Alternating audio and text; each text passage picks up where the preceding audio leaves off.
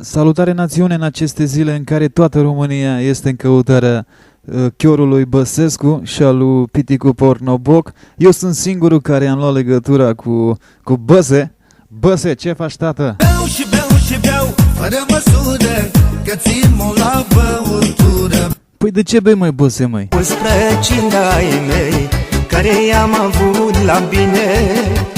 Când am ajuns eu la rău, ei tot s-au uitat de mine. Păi și ce, ești supărat? Supărat sunt, Doamne, numai supărat. De ce e supărat, măi, Băse, măi? De dorul neamului meu. Nu mai bea, băi, frate, băi, dar intri în comă alcoolică. De când bei? De aseară țin într-una, cu șprițul și băutura.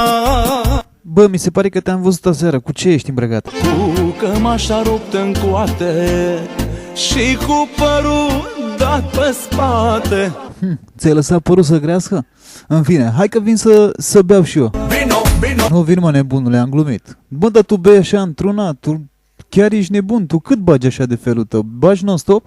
Beau și beau și beau, fără măsură, că țin mult la băutură. Beau și beau și beau, beau de necază, nu stau niciodată treaz. Ești nebun la cur. Fenomenal este că sunt fenomenal.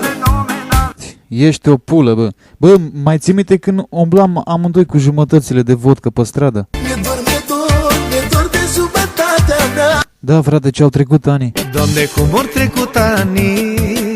Bă, dar pe la Vrăjitoare ai mai fost, că știu că erai homosexual, că îți plăcea de boc. Mi-au fi făcut farmeșe ca să uit de muiere.